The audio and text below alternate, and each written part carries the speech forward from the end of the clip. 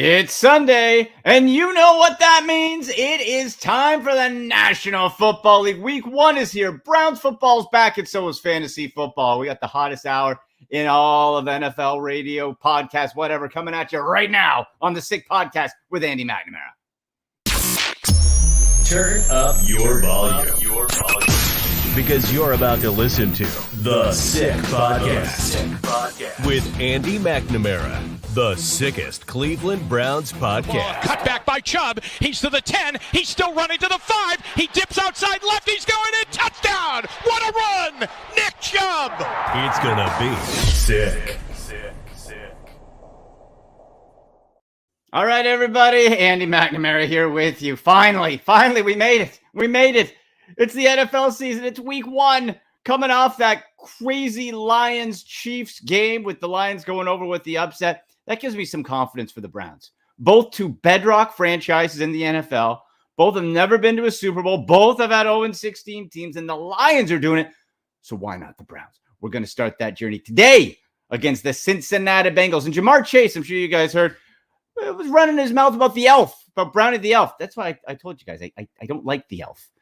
Because it gives another we don't need more reasons for other NFL fan bases to make fun of us. We got the elves. Well, Jamar Chase was running his mouth about, I was going to call him the Cleveland Elves. Myles Garrett said he's going to keep his eye out for him.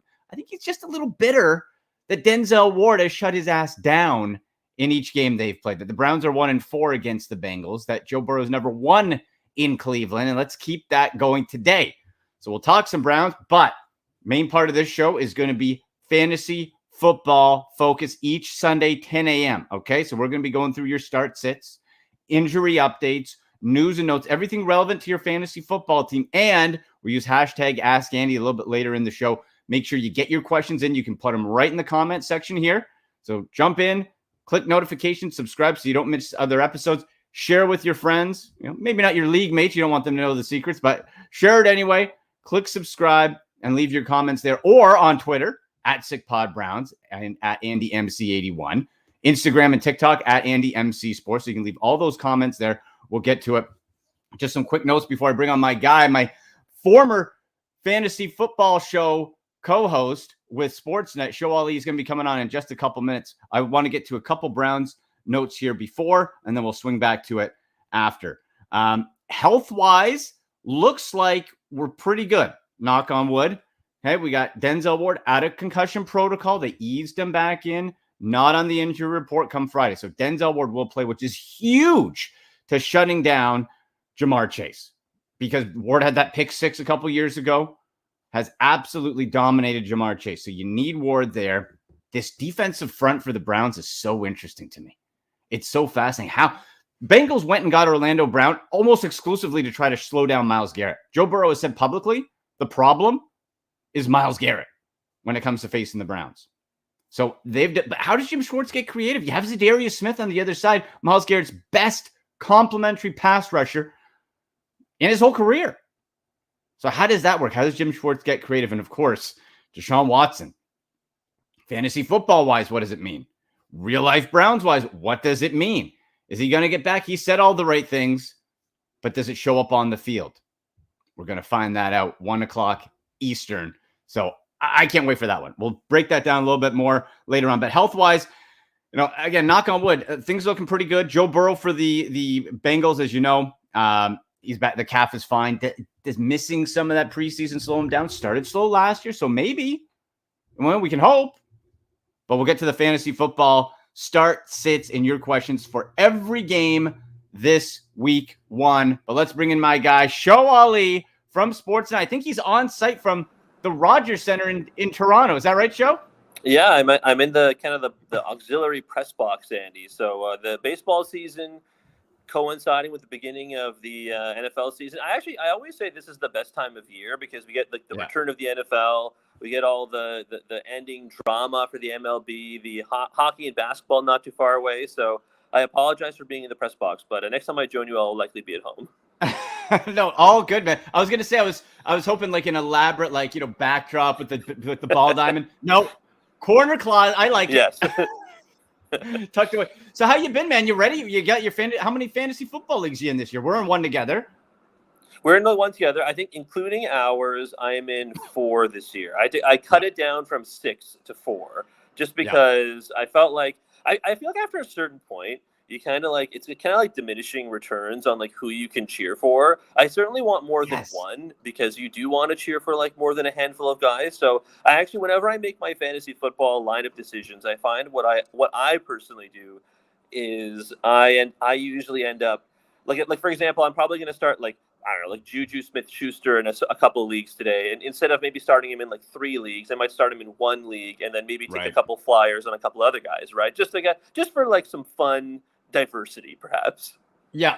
No, I'm with you. I cut it down from 5 to 4 this year, just because of your like. It just kind of gets squirrely in your head. You're just watching the game. You're like, something right can happen in every game and something wrong. So you just end up kind of sitting there like, I don't know. Yeah, exactly. One guy I'm genuinely considering starting today, because you heard you off the top talking about like all the various injury news, not just for the Browns, but for all sorts of teams across football. And one team I've been so intrigued by are the Carolina Panthers, because DJ Chark, he signs there. He's not playing today. He is out. Adam Thielen, who is a bit older already, is questionable with an injury. So, I mean, Bryce Young has to throw the ball to someone. I mean, presumably it'll be good for Miles Sanders, I would think, and Bryce Young, I'm sure, will scamper about as well. But he has to throw the ball to someone, and they drafted that younger guy, Jonathan Mingo, in the second round. So I am genuinely curious as to how he'll perform. So I might throw Mingo in a couple leagues here. That's not bad. And if we're talking DFS-wise, Mingo's a good play there. So he's going to be cheaper. You're right. DJ Chark, who at this point, like, we're not excited about DJ Chark, but we know he's kind of like your WR3. He's kind of in a healthy Devontae Parker range, right? He'll get you WR3 numbers. He's not going to excite you, but that's a lot of targets. Maybe if you're in tight, we've got a bunch of tight end questions coming in because people who drafted Travis Kelce. Oops. Andy, I took your advice and I drafted Travis Kelce in our league in the first round, the turn of the first round for the first time literally ever, and then he gets injured. And look what happens. And boy, do you think Travis Kelce's internal value with the Chiefs, although sky high, already went up even more? Like that offense was like, what?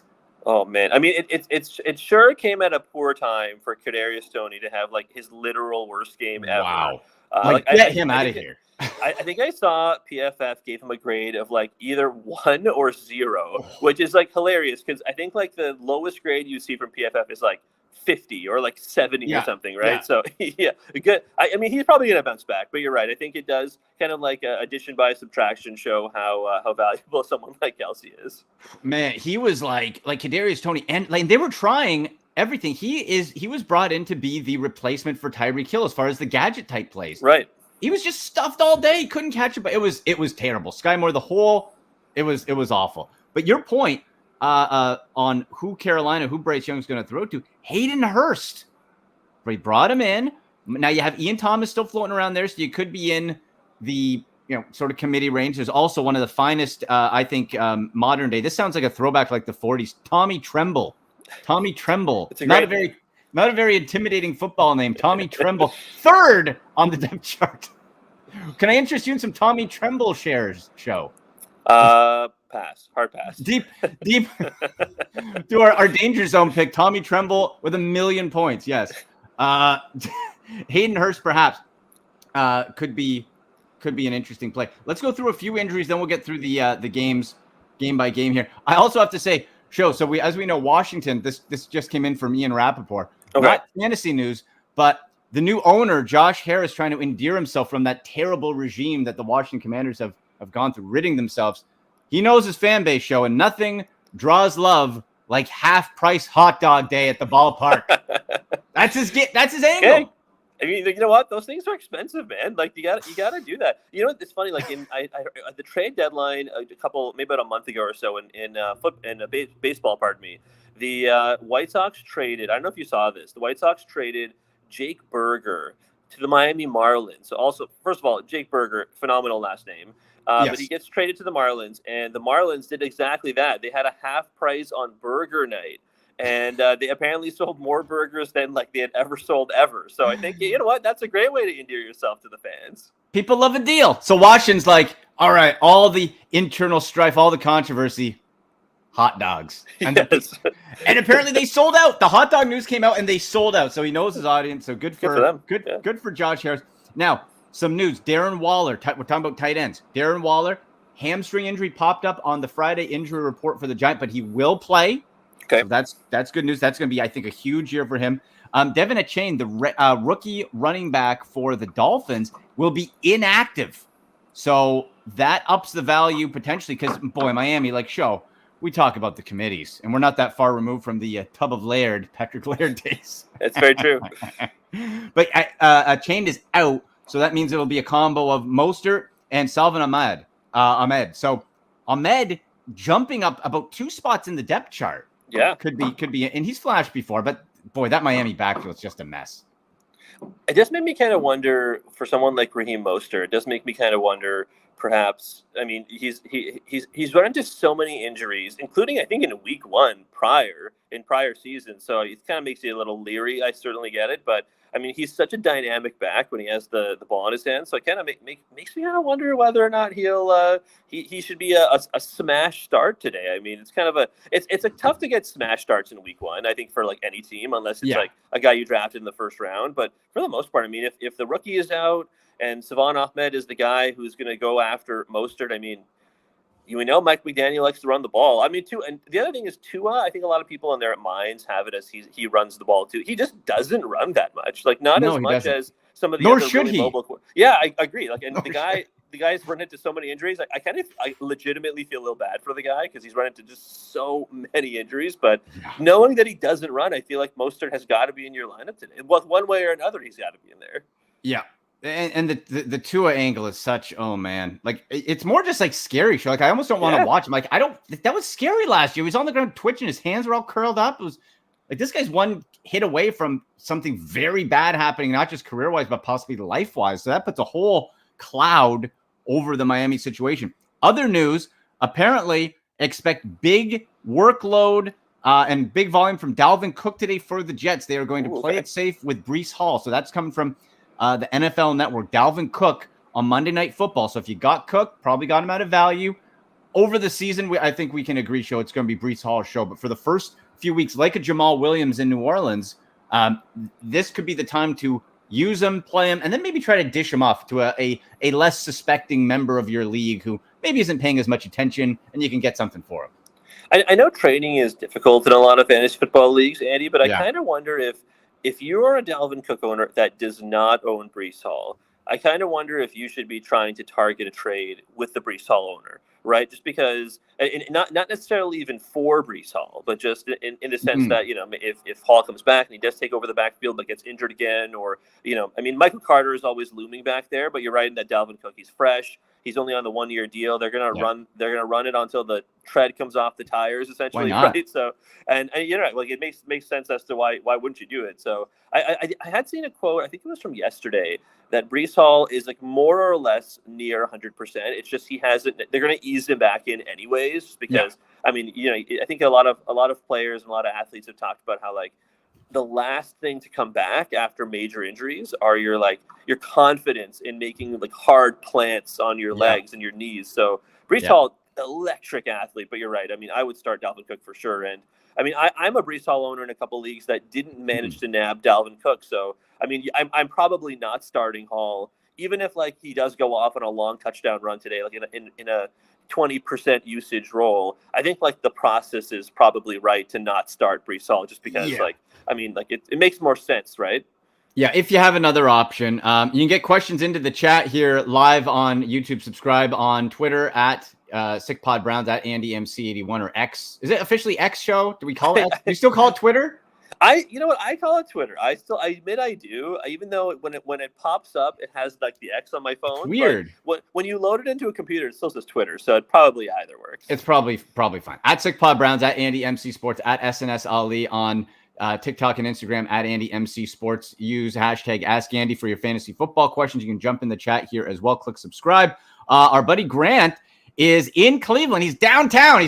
Went down from Canton, Ohio, to Cleveland. He puts in the chat here, says, better get after Burrow and test that calf today for the Browns versus the Bengals. Totally agree there, Grant. And then downtown Cleveland is crazy. Oh yeah, it's home opener. Like show. Yeah. This is a case where people have been in their cars lined up for the Muni lot and the different tailgates since like 3 a.m. Oh my goodness! Like legit. Have you done that? Have you done that personally? Dude, I'm like, I just think I would be asleep by like 9 a.m. and just like, how do you get to the like? Okay, how do you? Maybe you have to be younger. I don't know. But even when I was like way younger, I don't know if I could do it. Like you start that early, aren't you just like done for the day before kickoff? Like, how do you stay awake? A lot of drinking. I would imagine. But then you'd go to sleep. Maybe like drinking and a healthy combo of like energy drinks. Yeah. I don't know. Like, yeah, it's true. Maybe mix it up there. But yeah, great, good. Have fun today, man. Bring home a Browns win. Absolutely. Okay. Let's go through. We'll get to some questions a little bit later on. But let's go game by game here a little bit, Joe. And let's begin with our Browns-Bengals game. And fantasy-wise, there's a lot to work with here. Joe Burrow, the calf is apparently fine, but didn't have a preseason at all. And he started slow last year as well, missing time. Where are you at with the Bengals fantasy-wise this season and today? You know, it is tough because it's hard. It's never hard to bench any of your studs, and you never are going to. Like in fantasy football, I feel like the long said saying of start your studs is always going to hold true. So in this game, like you're going to start T. Higgins, you're going to start Jamar Chase, you're going to start Joe Burrow. I'm a little, I don't know where you are. Like, I'm a little less bullish on Joe Mixon. Honestly, like I not because I think he's like a bad running back by any means, but he's one of the few like quote unquote bell cow backs that doesn't catch passes necessarily because I mean he just doesn't really have to, right? Yeah. I do think that you were talking about it before, but that revamped offensive line probably does make life a little bit easier for Joe Burrow. I mean, they brought in Orlando Brown on a big contract. They moved their left tackle to the right side now, right? To because they brought in Brown. So I am bullish on the passing game generally speaking, although I don't think I'm going to have super high expectations for like more than one pass catcher today. And if that's the case, maybe the pass catcher is probably Jamar Chase. I will say on the Brown side of things, I have a lot of shares of Nick Chubb, Andy. Like I have a bazillion shares of Nick Chubb on like all four of these teams. So I really need, and I'm hoping for a good Chubb, not just game, but season, I think. Yes, I have my Nick Chubb autographed jersey patch. SP rookie card up there, Show. Where it has his number where he was wearing 31. He only wore that for like the preseason before switching to 24. So I'm hoping that ages a bit better than my Baker Mayfield rookie cards, which did not age well. All of those? I still got them. All of those? Okay. Where's my Bake? There's Bake on card. Beautiful card too. On card auto. I got I got a piece of the football of the season when he broke the rookie passing touchdown record. Right. Maybe in Tampa. Maybe he'll get maybe who never knows. We'll get to that game a little bit later on.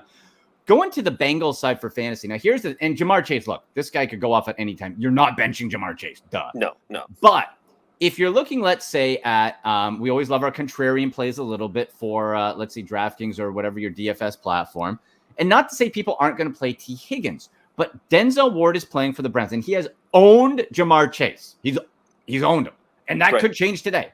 But T. Higgins, I think, might be the better option when you're looking for possibility, guys who could have more success and might slip under the radar a little bit against the Browns where, hey, if Joe Burrow isn't finding success with Jamar Chase early, he's got to go somewhere else, and that might be to T. Higgins, who we know can produce.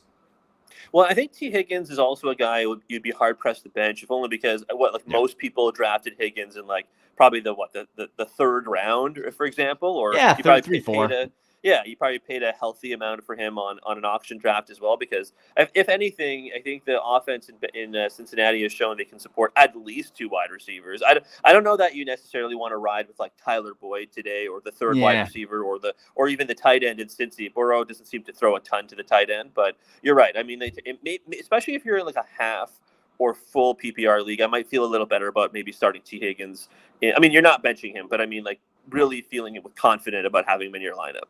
And you get him at a little bit of a cheaper price on your DFS play than Jamar Chase as well. So something to keep in mind. For the Browns, Nick Chubb, obvious start. Amari Cooper, obvious start. Three other ones to go through here with you, Show. So I've talked to you about him. I've said it on this show. Elijah Moore, PPR. I want him in as a flex. Even if you're not comfortable starting him today, I want him at least waiting in the wings. And the reason is, Show, this offseason, he has been incorporated so much into the Browns offense, so much so that in a preseason game and even in practice in training camp, where he was out momentarily with a rib injury for a couple of days, the offense looked lost. They looked lost. They're getting him in the backfield, end arounds, handoffs, passes, slot. This is, I think, going to be the real X factor. They're possible like Tyreek Hill-esque type of guy where they're just going to have him involved. And that's somebody that, as depending on your team, as a flex today, I wouldn't mind doing outside of the obvious, like Amari Cooper play. Yeah, you're right.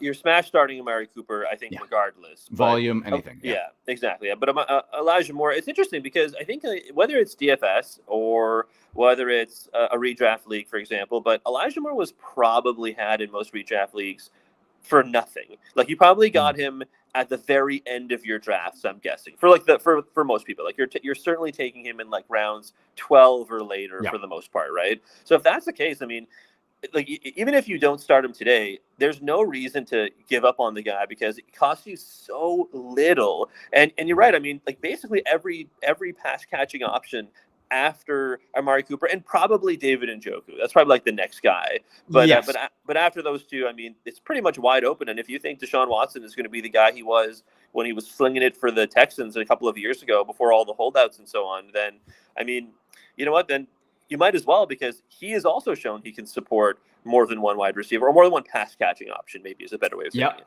And before we get to Deshaun Watson, David Njoku, like you said, tight end show we talk about for years how bad the tight end group is. Like I think it was between tight end 4 and 11 last year. There was like a 7-point difference or 11-point difference. It was, I think you're right.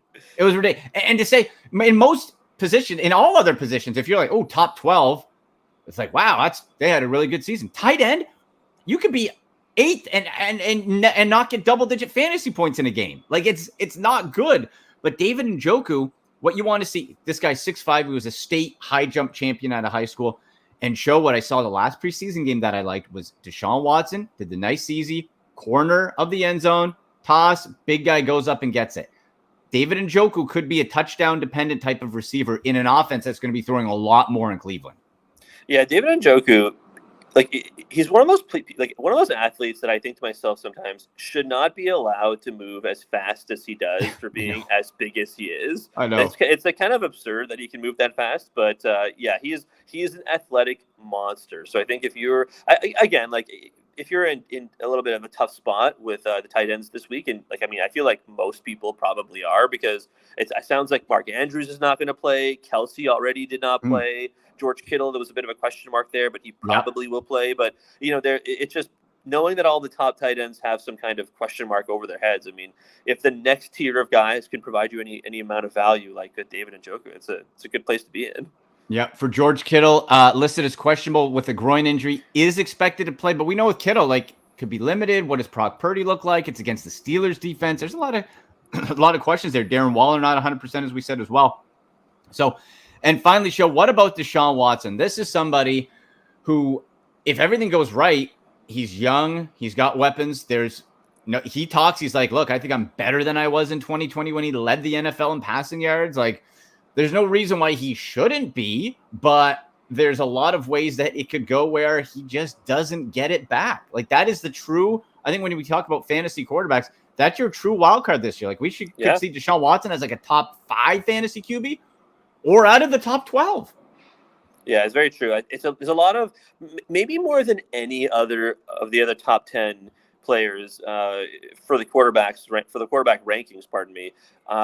Watson probably has the most volatility, probably even more than, I know you're not like super bullish on like Lamar Jackson, for example, because he's a skinnier guy, for example, he's gotten injured a couple times, but like even including Lamar, including Joe Burrow, who has a calf injury, and you certainly Jalen Hurts and Josh Allen and Patrick Mahomes and the rest of these top guys. Yeah, I think you're totally right. Like, there's a clear path for Deshaun Watson as a fantasy quarterback to be a top guy, and there's also a pretty clear path for him to like not be in the top half of the league, because I mean, it passes you by so quick. I actually think they're going to make the life as easy as possible on Deshaun Watson. I mean, certainly not the opposing teams, but the Browns are going to give him every chance to succeed. And the other half of it is that, I mean, the contract basically means he has to be given those chances, right? So because of that, he's going to I think he's going to be good. I really do think, given the weapons, given the defense, given the offensive line, given the running game that can take the pressure off him if need be, I think like he's in as good a spot as maybe he's ever been. I hope so. And one big difference, and we'll move off the Browns, get to the other games. For Nick Chubb show. So don't be concerned today for you Nick Chubb fantasy owners if you see empty set. If you see no running back in the backfield, don't be like, oh no, because the difference they said this year for Chubb is going to be without Kareem Hunt. They're going to keep Chubb on the field all 3 downs. And when he needs a break, they'll put Jerome Ford on for all 3 downs. So what they said was you'll be seeing a lot of empty backfield. Like, oh, where's Chubb? He's going to be in the slot and he's going to be expected to catch the ball a lot more. Yeah. So could be much more of a PPR friendly Nick Chubb than we've had in years past, just based on he might be getting the ball more in the passing game. So just something to keep in mind. You know what's funny? You mentioned Lamar Jackson. So in one of my auction leagues, this is what I try to do, especially early. I try to pick big names that I'm not interested in to try to get people to waste their money. You know, like I put a guy, I'm like, so I put in Lamar Jackson. I was like, and I tried to drive up the price a bit. Right. My league knew me, and they let me have him. I'm like, oh, no. I have Lamar starting for one of my leagues. I got him. And I'm sure, look, against the Texans, there could be worse problems to have. I'm like, all right. That's true. I'm going to – if the Ravens lose, I'll be happy. If he destroys the Texans, then I'll be happy as well. But that was just a funny little side note. I'm like, oh, no, I played my – what's the gift with was it DJ Khalid? You played yourself? You played yourself, yes. Yeah. I played myself, Joe. I did. Oh, all right. Let's get to these games. Quick one. Off the top, Panthers, Falcons. We talked about the Panthers already. Falcons are a weird team show when we're talking about fantasy. Like Bijan Robinson, like he should get a lot of touches, but how's that offensive line? You got Kyle Pitts, who should be awesome, but can Desmond Ridder get him the ball? And Drake London, big body. Can the offense do enough with him? Like, this is one of the most curious teams, I think, to me overall, because you're in a weak division and we don't really know how this offense is going to operate under Desmond Ridder. Yeah, it's true. Because last year, all they did was run the ball. They ran the ball, and then they ran the ball, and then on like 3rd and 15, they'd run the ball some more, right? Like they had no compunctions about running the ball. I don't really see a huge reason as to why that will change this year, because we did see Desmond Ridder for a cup of coffee last year, essentially. Yeah. But obviously, different year. They might tailor things more to his strength, which obviously involves scampering around. But you also don't draft Bijan Robinson with like one of the top picks in the NFL draft unless you are planning to use him as much as humanly possible, right? So I think I'm the most comfortable. I mean, you're obviously not benching Bijan because he was drafted at the latest in like the 2nd round, probably for most people in the 1st round. But I'm guessing he's probably the safest play, and I think some might have to start Drake London. But if you can afford to, I might wait a week just to see what the pass run, like maybe the percentage splits are, just because if there's a chance they only run the ball with Bijan, and you're not super happy with investing a high draft pick in either Kyle Pitts or Drake London. Right. So I think Bijan might be the only Atlanta Falcons start today for me. I'm with the only one you'd feel comfortable with. Yes, I think. Right. That's the only one comfortable with. We got Trent in the chat here, and you guys can jump in with your fantasy football questions, whatever, here in the chat. Click subscribe on Twitter as well, at AndyMC81, at SNS Ali, at SickPod Browns, Instagram and TikTok, at AndyMC Sports from Trent. Hey, guys, looking for a big game from Chubb and Njoku today. We'll get to his question a little bit later on in about 10 minutes' time with the flex, but there it is up there. So, Trent, we will get back to your question there and answer your couple of fantasy football questions in a few minutes. But we're going to roll through a few other games here first. And so we're done with the Panthers Falcons, which overall that might not be great. Another one, Jaguars Colts. For the Colts, man, like I want to see from an entertainment standpoint Anthony Richardson play, because I think he'll be like a more a less refined Cam Newton, just a bulldog going through. But the rest, I just don't feel I can touch anybody. I don't think he can. I don't trust Richardson throwing the ball. I certainly don't trust the running backs without Jonathan Taylor. And, with Michael Pittman, like, with good quarterback play, yes, but he's not going to get the ball consistently, I don't think. This seems like a mess in Indianapolis. Yeah, it's tough to forecast, like, who's going to be getting touches and who's going to be running the ball, because you just have no idea what this offense is going to look like. I think you're right. You're probably right in that, similar to the Bijan conversation, the only guy I feel comfortable starting is Anthony Richardson. Like, it does kind of feel like, even if he might not be the most successful real life quarterback, just because the Colts are a team that might have some struggles this year, just like overall, but I think he's actually going to be a very good fantasy quarterback, just because even in like garbage time, you got the 4th overall pick or whatever scrambling around out there doing crazy stuff. So I do support starting Anthony Richardson, especially if you're in a super flex league. I mean, if he's your second QB, you're probably in a pretty good spot, right? So that's a good place to be. Deion Jackson, I don't mind starting if you are in a pinch because you have Breece Hall, for example, or you want 0 RB or hero RB strategy in the draft. Like, if Nick Chubb is your starting running back, but you're really in tough for a second guy, I think Deion Jackson might not be a bad start. But again, I would temper expectations, because it's a real chance that literally anyone on this offense not named Anthony Richardson gets 5 points today. Totally. And Evan Hull, the rookie, I took him, I think, in my last pick in one of my leagues, just because I heard he was getting a bunch of touches too. But it's tricky. It's and tricky there. No Zach Moss today, I think, right? He was ruled out. Right. Yeah. No Zach Moss either. So I think the Jaguars, and you know what though, Colts always play the Jags tough in that AFC South division game. So you can't necessarily say it's going to be just an absolute cakewalk, but this should be a feast for the Jaguars, I think, and show a guy try to get in as many leagues as possible. I don't think enough people are talking about Calvin Ridley and the impact he's going to have. He's young. He's mad coming off suspension, and Trevor Lawrence is continuing to ascend off of the stink being wiped off him from Doug Peterson last year from the Urban Meyer fiasco. Yes. Now he has a full season of confidence. I think Calvin Ridley's a go, Christian Kirk's a go, Etienne's a go, and Lawrence as well. And also Tank Bigsby is another one I took late in drafts, because I've been hearing some stuff at a Jaguars camp show that he could, as the season goes on, elevate to possibly a 1B with Etienne. Not a start today, but just in general. Could be interesting. Well, let me ask you this, Andy. What do you think the presence, because Christian Kirk was a monster last year. He was a terrific fantasy pick. Probably got him mid rounds, which is pretty good value for someone who returned the amount of production he did. But Calvin Ridley, I'm of two minds, right? On one side, Calvin Ridley might just eat into Kirk's targets and touchdowns and yards and so on. On the other hand, does it free up space for Kirk if people are so focused on someone like Calvin Ridley? It's kind of a good problem to have from a real life standpoint, but it does make from a fantasy perspective a little bit more difficult to predict who's going to get the targets and touchdowns and so on. Yeah, I'm feeling that we haven't seen the peak of this Jaguars offense with Trevor Lawrence, so I think they're going to throw the ball more. And I think maybe there's a bit of a dip to Kirk, but I think it's more to what you said. It'll free up Kirk a little bit more, and especially in PPR, guy just catches and goes. So I think there's enough mouths to feed possibly for everybody there as we see that offense get ramped up more. And for Trevor Lawrence, I think it's going to be a really big year for him, where he's going to be looking at 4,000 passing yards. Okay, let's zip along to a couple more. Buccaneers, Vikings. How about my boy Bake? We in? Come on, show. We in for Bake?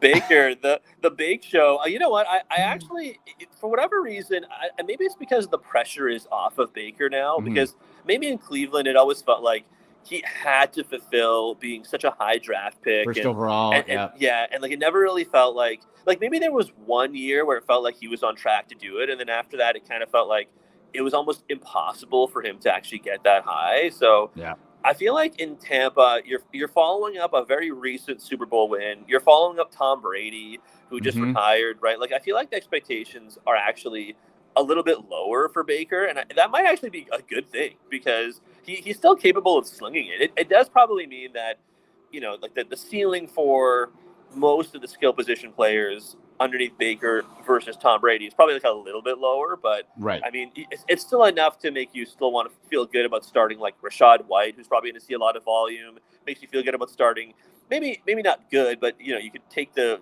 roll of the dice on starting Chris Godwin, for example. Mike Evans a little bit less so, because I think he's a little bit boomer bust, but he also might not be a Buccaneer by the end of the season, so who knows? That's true, and he's banged up. You brought up Rachaad White, and that's somebody I tried to get a handle on, because when Baker was named the starter, you have to think, okay, if the Tampa Bay coaches are smart, I don't know if they are or not, but you'd look to when Baker was successful, what did he have? He was able to lean on the run game. Rachaad White, this is a case where Sean Tucker, Chase Edmonds, they're not really going to pressure him. So there's a chance for Rachaad White to have, I think, a really big year with Baker in that backfield because he can lean on him there. And I'm with you on Godwin. Now, when we look at the Vikings, we know it's Justin Jefferson, an almost consensus first overall pick. Kirk Cousins, but is there anybody else? Like, I feel like there's the volume. There's room for Addison, the rookie. There might be room for Osborne, but fantasy, like, must start wise, I think those are kind of the two dogs, right? Madison, I guess. Yeah, Madison, I think, is the only other guy. I think I'm waiting to see. I do have a couple of shares of some of the rookie wide receivers from this draft. Like, I do have a couple of shares of certainly Addison. I have a couple of shares of Quentin Johnston with the Chargers. Yep. I have a couple of shares of Zay Flowers with the Baltimore Ravens. But I mean, I think beyond that, there's you want to see TJ how Hawkinson. Yes, TJ Hawkinson certainly as well, but you want to see how they use the rookies before you really slam them in there. You're right, Hawkinson is definitely, especially in the TE wasteland that is week one. A lot of guys getting injured before they even set foot on the field in the regular season, which is crazy. But Hawkinson for sure. But from the run game perspective, Alexander Mattison, when he filled in for Cook these past couple of years, he looked great. Like, he looked electric. So I actually, maybe not a smash start, but I would start Mattison, especially for those people who probably skipped out on the top running backs like early in the draft, right? Right. He'll be cheap in your DFS as well. You have Ty Chandler behind him, and show what spooks me though is Gaslight Gaskin. He's back. Myles Gaskin. Oh wait, didn't they release him or did they re-sign him? I'm looking at, he's third on the depth chart right now on ESPN. Gaskin's back. Oh my gosh. Oh, you know what? Gaskin's getting a touchdown today. Watch. He's getting a touchdown just to hose us. I know. Oh, I'm so rattled by the presence of Myles Gaskin. That's really funny. It's not even reasonable. We'll get to your questions in about 5 minutes times, folks, as well. Get them in comment section, Twitter, at AndyMC81, at SickPodBrowns, at SNS Ali. Use hashtag AskAndy. Let's go to Titans and Saints. And for the Titans, this really revolves, show how effective DeAndre Hopkins is which Ryan Tannehill are we getting? Are we getting the Tanna Thrill, or are we getting Miami Ryan? So if it's Miami Ryan, I think it's going to be another 500 or just below season for the Titans. Yeah, I admit I'm not really that bullish on a lot of Titans players this year. And honestly, that kind of includes DeAndre Hopkins, just because, I don't know, I'm not necessarily saying the guy's washed by any means, but it's just at this stage of his career, he's dealt with so many injuries. Yeah. And maybe he'll be good for a couple of weeks, but Treylon Burks is the real... The young stud from the wide receiving perspective. I know, and I'm always butchering his name, but the tight end we refer to as Chig did really blow onto the scene last year. And mm-hmm. I mean, if that continues, he actually might not be a bad TE play just on a week-to-week basis. Just because, I mean, like we were saying before, the span between like the 10th tight end and the third tight end, especially this week, is probably not going to be very large. So I wouldn't mind starting him in a pinch. But Derrick Henry has got to be the main dude, right? I mean, it's pretty much Derrick Henry and then everyone else in a tier below, I would say. It's Henry until he's not. Yeah. Right? Like, if Henry's healthy, you got Ty Spears. I picked him up as a bit of a handcuff. He kind of gives you the Darren Sproles type of vibe. But not that I'm going to plant it, but I wanted to have him on there. Yeah, it's Derrick Henry and everybody else. PPR volume-wise, like Hopkins might be able as like a lower-end WR2, perhaps. But right. I'm with you. We really just need to see how Ryan Tannehill plays. With also, you drafted Will Levis, and you have him in there as well. So, at what point? Mayo in his coffee. It's mayo in his coffee. Eats bananas from like the wrong end or something. Like, I don't know. Yeah, with the peel or something. Yeah. It's a weird dude. From the Saints side, I'm smashing Jamal Williams until Alvin Kamara comes back. I still think he's one of the more underrated players in fantasy. Show we've seen him in complementary roles, in change of pace roles, in feature roles from time to time. The guy can catch and he can run. Like, it's a case where you have Derek Carr at quarterback where you don't want him throwing the ball 50 times a game. I think Jamal Williams is in a great spot to go. I'm all in on Chris Olave. I passed on Michael Thomas until he shows me he can appear in more than 3 games in a year. Like, I think that guy is totally washed. Yeah, the Michael Thomas stuff you probably got him at a pretty heavy discount, right? But again, it doesn't mean you have to play him, no. Right? No. I admit I'd like to be in on Chris Olave. I admit I would love to be more in on him, but at the same time, I am much like the other rookies. I'm kind of just like waiting to see what he will. I know he's not a rookie, but like I'm waiting to see what this younger guy is going to look like because of the quarterback change, right? Like, are they gonna? How is Derek Carr going to look his way? Is Derek Carr going to look the way of like Juwan Thompson or John Johnson? Pardon me. Is who? Is Taysom Hill going to be used a lot, right? Our old buddy Taysom Hill. So it's a lot of places you can go with the Saints offense this year. Taysom Hill, fantasy poison, Show. The fantasy poison. How is he going to ruin our fantasy day this year with the Saints? How? We know he will. It's just how and when will Taysom Hill. Let's do it. We'll do one more game. Get to your questions and zing back. 49ers versus the Steelers. And kind of the chic play this week, Show, is going Steelers over the 49ers, who, look, there is no better definition of QB system than San Francisco. Yeah. Dump Trey Lance, biggest bust of this century based on draft capital. And then you put in Brock Purdy. But, Show, the thing is, I think it's a mistake to just assume Brock Purdy is going to come back and do well, because last year he caught people off guard. No one expected him. People are looking at Brock Purdy this year. I don't disagree with you. Having said that, Brock Purdy has been put in maybe like one of the most QB-friendly, and they call it QB-proof systems that maybe exist, and they have largely done that because they've paid $1 bazillion to every skill position player that exists in San Francisco. So I don't disagree with you. Like the book is a little bit more out on, for example, on Purdy than it is on like anyone else, right? But I mean, when you're throwing to Kittle, Ayuk, Samuel, you have a great offensive line. You have Christian McCaffrey standing behind you. Like, it's a good place to be in. But you're right. He probably is still like on the QB rankings on the lower end of things. But all those other guys you're starting though. Like you're starting.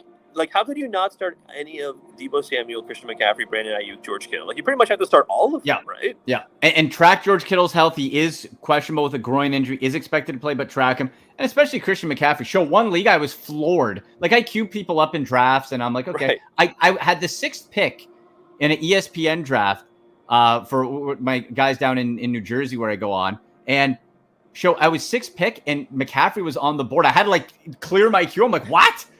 I leapt because they're Philly fans, so they were all drafting like AJ Brown, like 4th. I'm like, okay, all right, that's cool. So I got McCaffrey, but you're right, because that offense is all about get the ball out of the quarterback's hand as quick as possible. You're throwing it like 5 yards to whoever and let them do what they do in space. Yeah, like George Kittle is the most intriguing one to me, just because it kind of feels like all of Ayuk, Samuel, McCaffrey are like going to be penciled in for at least some success. But the Kittle thing is intriguing because if he plays, Brock Purdy loves to throw the ball to George Kittle. Like, he abuses throwing the ball to that guy. So if I mean, it's not like you weren't going to start Kittle if he wasn't healthy. Yeah. Because if he's healthy, you're starting him like no matter what. Absolutely. But I mean, he instantly rockets to the top of any tight end ranking list because Purdy loves throwing to Kittle. Piddle. That we'll be calling it that going forward. Yeah, Piddle. I like it. Okay. Hey, you know what? Let's get to some questions here. Let's go to hashtag Ask Andy. Let's go. Let's do it.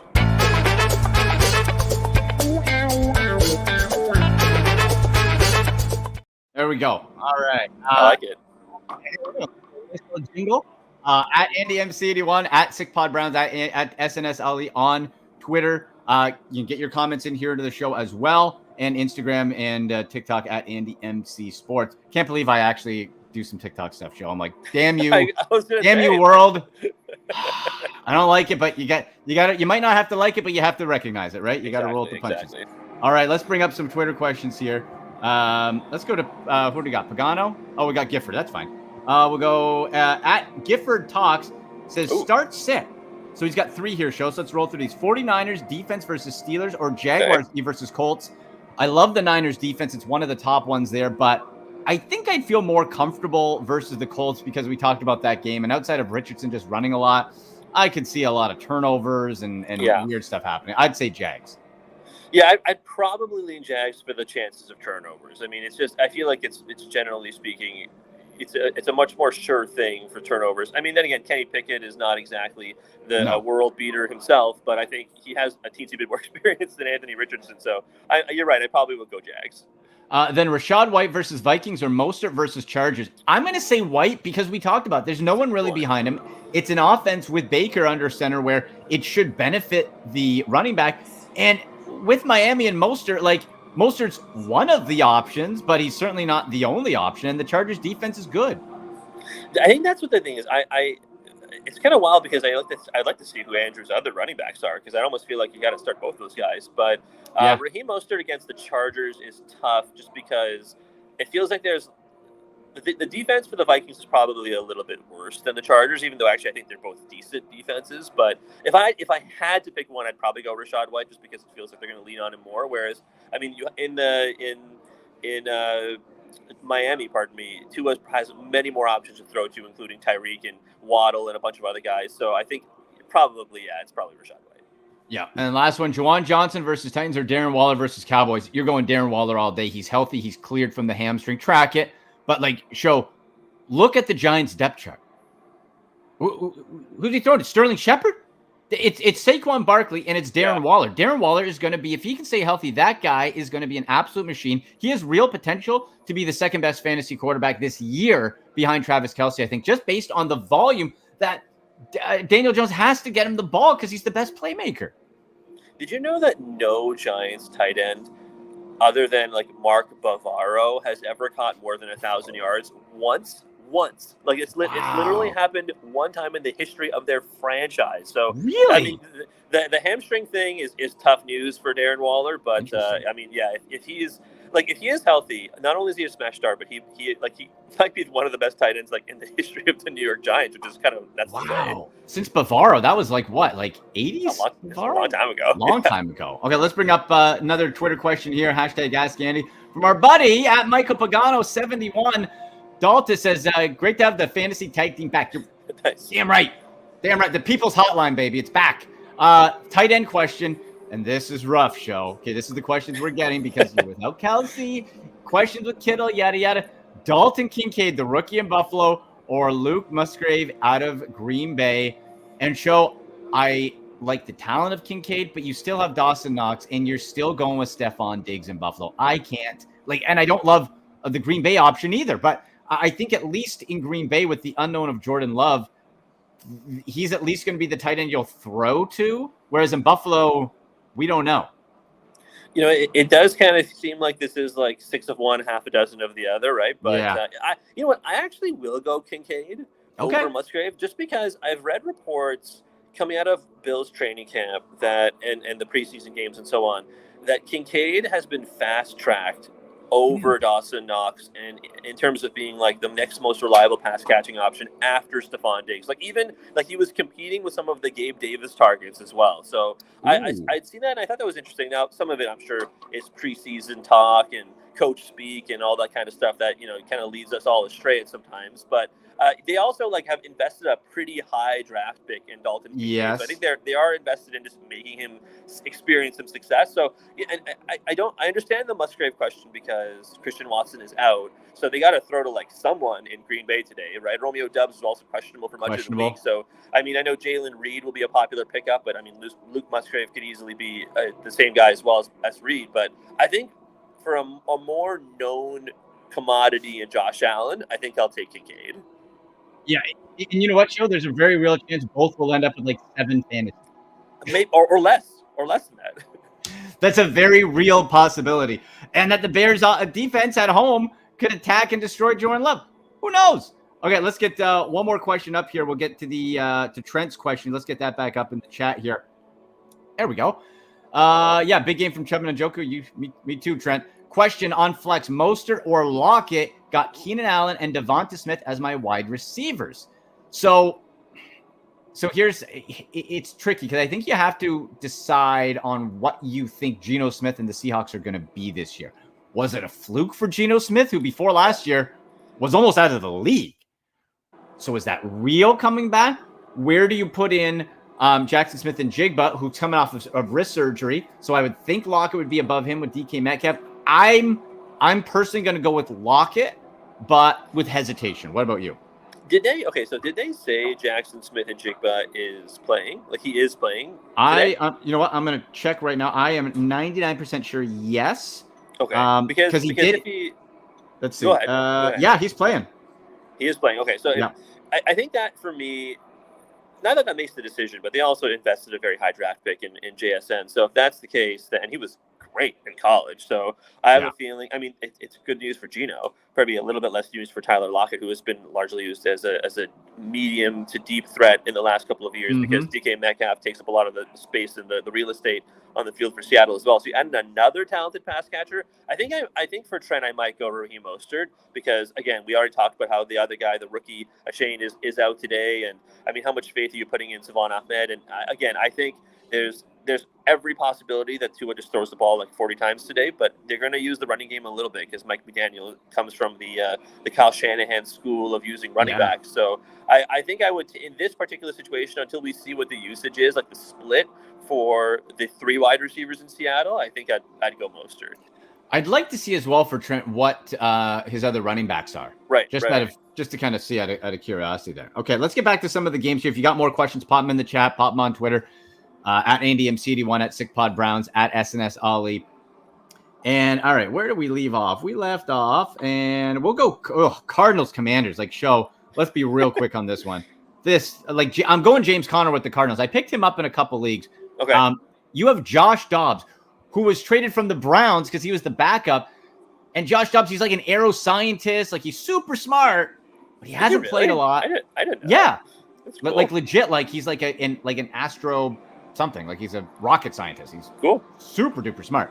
And he's mobile. But this is just if the Cardinals have any chance, it's you got to just run the ball and try not to have Dobbs do too much. I just don't really think I like Marquise Goodwin, but I don't want to start him. Like Dobbs, I don't think can get him the ball enough. Like it sucks. Really bad. Yeah, I'm not starting any player not named James Conner on the Arizona offense probably all year, honestly. Yes. Unless Zach Ertz comes back from that ACL tear and is amazing right away, like he's the only other guy. But like Kyler Murray's probably not playing, probably not all year. If I had to guess, but certainly not for the first 4 weeks, which we know for sure. So James Conner, only guy I'm starting for the Cards. Because I'm not sure you really want to roll the. You never want to roll the dice in week 1, but certainly not on the Arizona offense. No, and I don't want to bet on this game either. Like just Washington, like this. I just don't want to see this game because you have Sam Howell. I'm sorry, show people as the preseason started to talk up Sam Howell. Stop it. Stop it. You're not no faith in Howell. Eh? No. Sick. This is a team. Picture this. So the new owner came in with his half price hot dog idea today, right? Yes, feeling good. Got the half price hot dog thing pat. What do new owners like to do? Well, now they have a year to assess what they have.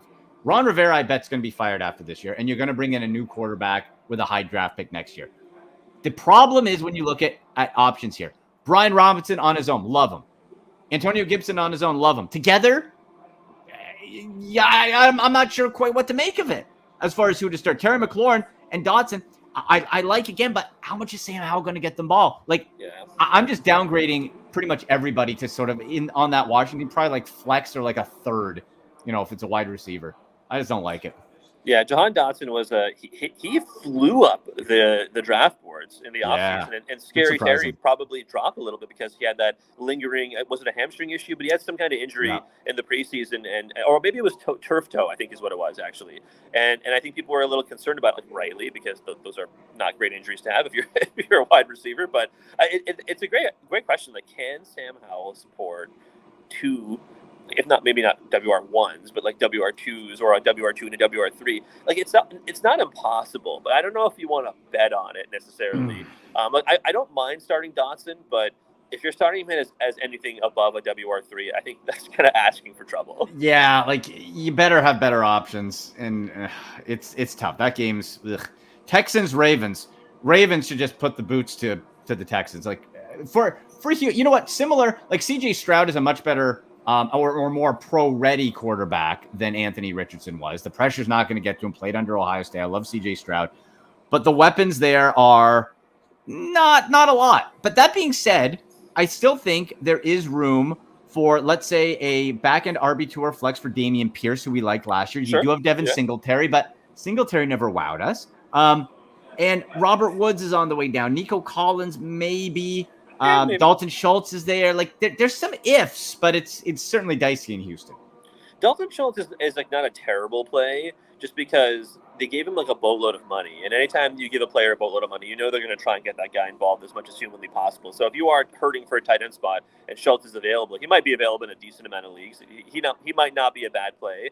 But you're right. Look, are you really going to put a lot of stock into C.J. Stroud's offense when he's a rookie, he's still learning things? And also, it can't be ignored that when Stroud was in college, he had like one of the best receiving groups like ever of all time ever, right? So it's a pretty big downgrade to go from like Marvin Harrison Jr. and JSN and a bunch of these other guys to like Dalton Schultz and Nico Collins, right? So right, and Stroud can use his legs, but doesn't look to run first, so not in the same vein as the Anthony Richardson. So, again, not a bad play for the Ravens. Like you said, Mark Andrews being gone is that's a big loss for anybody. Are you starting Isaiah Likely? No. Although last year he did flash. I think I had him like on a kind of like a flex, like a sleeper or something or whatever last year. He did flash at like 1 point last year, I think. But no, like my interesting point is this: Odell Beckham Jr. show him and Mark Andrews. Mark Andrews showed frustration in camp because Lamar Jackson kept throwing Odell the ball, because we know if Odell doesn't get the ball, his dad makes an anti-promo video against you. So, like... You're never going to let that go, are you? Never! You ruined it, Odell. You're looking to his ACL pops. I'm not touching Odell. He has not been a relevant fantasy wide receiver for real since Barack Obama was president. That's a fact. Okay? It's a long time ago. It's a long time ago. A lot has happened since Barack's been in the White House. Okay? A lot's happened.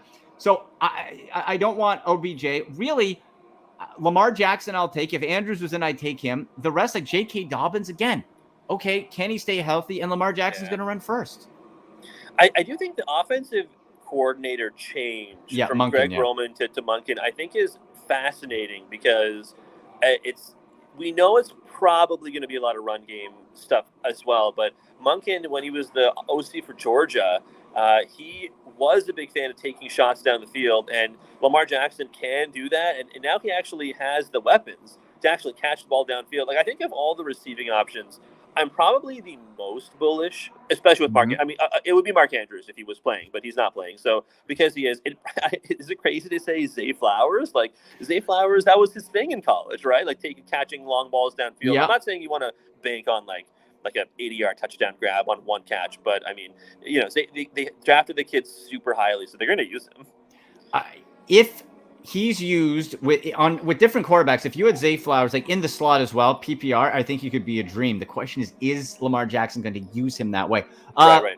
We got two more questions here, then we'll zip through a couple more, and then we'll get on out of here. Let's bring it up in the chat here. We got Mooch in the house. We got Alex. Says, great job, guys. Hey, Mooch. Says, great job, guys. Kenneth Walker or J.K. Dobbins this week? Walker has the groin, so going with Dobbins. Thoughts? Oh, boy. The groin injuries frighten me, man. Like, those things for running back, I mean, for any athlete, but the groin injuries for running backs in particular. That and hamstring. Yeah. I would say, like, in that case, and because it's such a committee with Walker anyway, you got to go with Dobbins. But, again, do I love it? No. As an RB2, you could put him, because Dobbins, his yards per carry for his career when he has played has been phenomenal, but he just hasn't been in that much. Does he get a full workload? What about at the goal line? Right? Who gets the touches there? How does that look? So out of that options, I would say Dobbins, but I'm not expecting an RB one day out of him, but I think he's the better choice. I mean, you and I have always been high on Dobbins. It's just like the situation and the injuries has been what's held him back. Like, I really do think he is like one of the most electric running backs, maybe in the entire NFL. It's just he has to be used like one of the most electric running backs. And I really do think the change at OC will help Dobbins. We'll have to see how much it helps him. But in this particular situation for Mooch, I think we would both go Dobbins, Yeah, let's go Dobbins with that, Mooch. Good luck. Trent says Cam Akers, this is RB2 from the earlier question. Oh, yeah, okay. Boy, Akers, let's talk about that Rams game here. Boy, show again. Do we love the idea of Cam Akers? Do we love what he showed pre-Achilles blowout? Yes. Do I love him on a Rams team that is they are just teetering on a total blow-up rebuild? And that Sean McVay has named him starter before and then just at a moment's notice, nope, done, not touching. I got to say, like, the Rams, Andy, are one of the most interesting teams, I think, in the NFL this year, just because they're coming off a Super Bowl win like not that long ago, only like a couple of years ago. Matthew Stafford had an injury-riddled season last year. Cooper Kupp has already been put on the IR. So you kind of think to yourself, like, what do they really have to prove? Or what is there really to learn from this team? Because it's a bunch of older veterans like Kupp and Stafford, and I guess you can include Akers in that boat as well. And I'm not really sure what they have going for them other than maybe trading away Aaron Donald. Having said that, I actually do think to make life easier on Stafford, Akers is going to be not a bad play.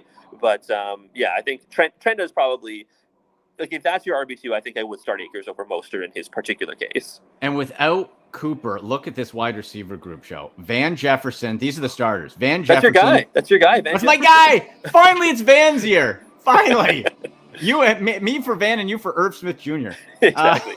The next one, Tutu Atwell and Puka Nakua, who is actually I liked him out of the combine in flash. He's very fast. I think for the Rams, this could be a big show for Tyler Higbee. Finally. Yes. Yeah, Tyler Higbee. Higbee is one of the most interesting tight ends because he's on the field for 99% of the snaps. Yeah. It's insane. He never comes off the field, but it doesn't always translate into fantasy success. But I mean, now they pretty much have no choice but to throw to Tyler Higbee, and he's a tall, athletic tight end, so he probably instantly becomes the most attractive target for LA. Comfortable with Stafford. I'm with you, as well as my guy Van. Let's talk about your Patriots here. Patriots host the Eagles. Tough assignment week one. Yeah. Now the big news out of Pat's camp, you brought back Bailey Zappi, the Zapper. He's back to back up. I know. How about it? When that's the sexiest news of the day, I feel like you're probably in trouble. Look, if the Patriots win like 8 or 9 games this year, I'll be happy. I'll take it. I will absolutely. That's what they'll do, because they're not bad enough to get a high draft pick, and they're not good enough to make they're in that 500. They're in that limbo. Bill Belichick is only like a couple wins. He's not that far from overtaking Don Shula for the most wins all time. So he's gonna just coach until the bitter end. Still, he's dead. Even if he's dead, I feel there's a way he'll still do it. I don't know how, but he'll somehow do it from beyond the grave. Now, Ramondre Stevenson was a darling until Zeke Elliott came in. Stevenson is questionable today. Devontae Parker, possession guy, he's questionable today. You mentioned Juju Smith-Schuster earlier. You have Hunter Henry. Gesicki's floating around there. Boy, there's just not a lot of fantasy meat on the bone here with Mac Jones at quarterback. Yeah, I think Ramondre probably is the most attractive option. He was questionable because he was sick. He had a stomach bug or something. Right. It wasn't like a groin or a hamstring pull or something, which is always much better, obviously, to not have those things. But not that it's you don't want to have a stomach issue. But he is looking like he's going to play. They're going to just run the ball a lot. They're going to run the ball a whole hell of a lot. There was that report. I don't know if you saw this. And this is not exactly a medical report, but it was a report that Juju Smith-Schuster's knee could, and I think the quote was, explode at any time. What? And I remember seeing that, and I'm thinking, good God, what does that even mean? What a quote! What? What? But I guess should it be looked at? Yeah, should he be in for more tests? Is there a bomb in there? What is going on? But I would still start Juju until you can't, just because until his knee explodes.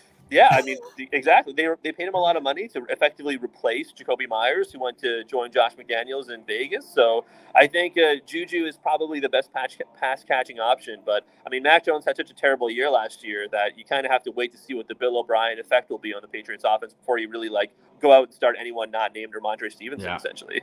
So Zeke Elliott could be a nice little play today, potentially, with that run the ball often. Now, the total opposite of from the Patriots weapon-wise is the Eagles.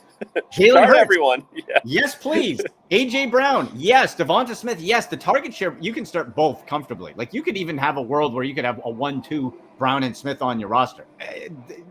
Maybe you don't want to, but you got them. Quez Watkins even as a bench depth guy. Dallas Goedert could jump up. The only position I'm not comfortable with on the Eagles fantasy-wise is running back, because it's DeAndre Smith. Rashad Penny, he can't stay healthy, but you have Kenneth Gainwell and Boston Scott. So outside of the running backs, all Eagles. I admit, DeAndre Swift might not be a bad play, just because he's again an electric back who just was not used that much in Detroit, and then of course he was injured to give it's not like the Lions benched him inexplicably all the time. He was injured, and so you'll see how the injury stuff goes for both Swift and Penny. I know some people might not have any choice but to start them, but I mean, it's true. The running game, I feel like the RB1 in this offense, his name is Jalen Hurts, right? So exactly. Because of that, it makes it tough to start any of those guys. But if you had to start one of the running backs, I guess I'd start Swift. But if possible, stay away from all of them. Well, definitely. Let's get to the primetime games, and we'll get on out of here, folks. Well, if you have any fantasy football questions after the show's done, again, you can hit us up on Twitter at AndyMC81, at SickPodBrowns, at SNSLE. Use hashtag AskAndy. Sunday Nighter, Cowboys and Giants. We already talked about the Giants. Cowboys, very interesting. Tony Pollard has been crowned as the feature back. He was injured for much of camp. He's back. If you have him, you got to start him. CeeDee Lamb, of course, WR1. Yep. Show the guy that really fascinates me. If he can stay healthy, I think Brandon Cooks isn't being talked about enough. I think Brandon Cooks have a big year as a WR2 in fantasy. Yeah, you could probably pencil in Brandon Cooks for like 1,000 yards receiving if he's healthy every single year, which is almost absurd. He might be one of the most consistent wide receivers in the NFL, just because if he's healthy, he gets you those 1K yards. So on so many different teams, on many different teams with many different quarterbacks, right? So in many different schemes as well. So on a team that likes to throw the ball, and Dak Prescott, he's probably like. I don't know if he's like a top 5 quarterback. Maybe he's a top 12 quarterback, depending on where you have your rankings. Like maybe towards the end of the top 12. But I mean, if that's what you're getting from Dak Prescott, then I would feel okay about starting Brandon Cooks as your WR3, perhaps. Right, and apparently the Dallas offense this year is going to be looking to take more deep shots with Dak Prescott, which again benefits Brandon Cooks and possibly Dak Prescott himself. He also loves the tight end, Andy. So no Dalton Schultz. I'm interested to see who emerges at tight end. Yeah, if it's a committee or what, that's something to track. Good point. And then Monday Night Football. This is a main event show. Oh, baby. Josh Allen versus Aaron Rodgers. Bills at Jets. The line right now is Buffalo 2.5. I know a lot of people are taking the Jets to pull it off. I still think the Bills are going to win. What do you think? Yeah, the Bills have got to be the favorites, like until it's proven otherwise. I know that the Jets are like the trendy pick this year because of all the upgrades they made, and obviously Aaron Rodgers. Yeah. They were the most popular team of they're a quarterback away from going to the Super Bowl, and now they have that guy. You would think so. It's going to be tough for Allen and the Bills, but I mean they have been one of the premier teams in not just the AFC but the NFL like for the last 4 years. So if that's the case, then until they are not.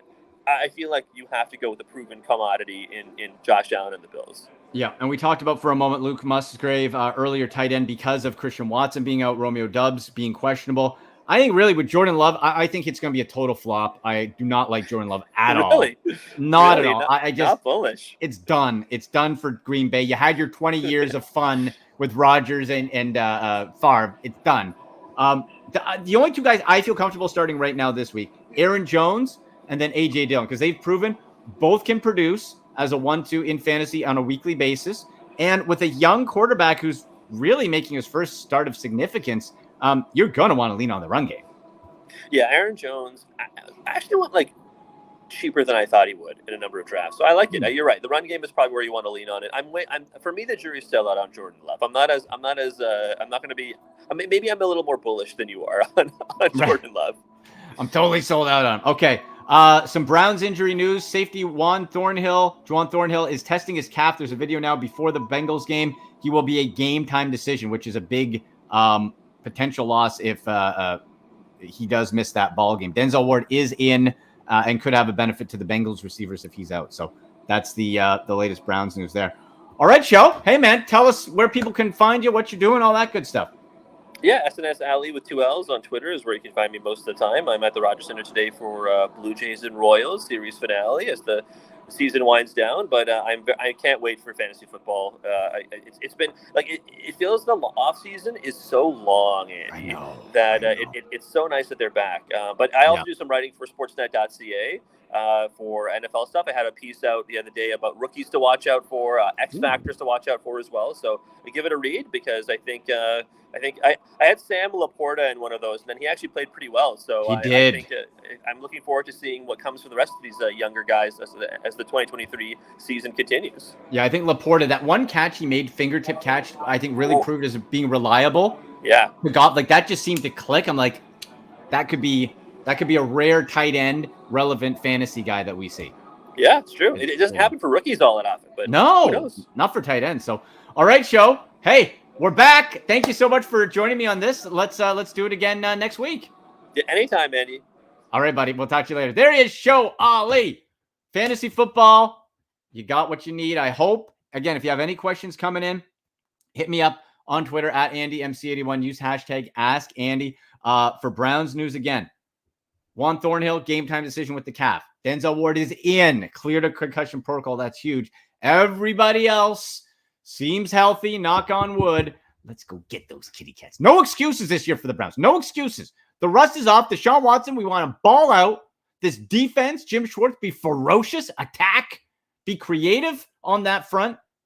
And let's see what we got. My prediction, Browns win 35-32 at home. And we'll have this show on Tuesday for hopefully a victory version of the program. Thank you so much to Shoaib Alli, to producer Shane. I'm Andy McNamara. You've been watching the Sick Podcast with Andy McNamara. Go Browns! And that's a wrap. Hope you don't miss us too much until next time. Follow the Sick Podcast with Andy McNamara on YouTube, Instagram, Facebook, Google Play, and Apple Podcasts.